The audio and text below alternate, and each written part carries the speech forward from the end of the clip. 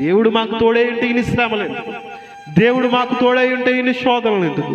దేవుడు మాకు తోడై ఉంటే ఎంత ఇరుకు, ఎంత ఇబ్బంది, ఎంత క్షేమము మాకు ఎందుకు? తినడానికి ఏమీ లేదు, తాగడానికి ఏమీ లేదు, గొర్రెలు లేవు, గుడ్లు లేవు, ధనధాన్యాలు లేవు, అంతా కూడా పాడైపోయి ఉన్న స్థితి మాకు ఎందుకు అన్నట్లు అని దేవుని యొక్క దూతను ప్రశ్నించిన గిద్యోనును మనము ఆ క్రింది వచనములలో మనము చూడగలం.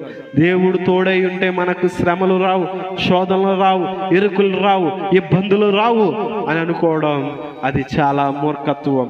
దేవుడు మనలను కొన్ని సమయాలలో ఆయన పరీక్షించే దేవుడిగా ఆయన ఉన్నాడు.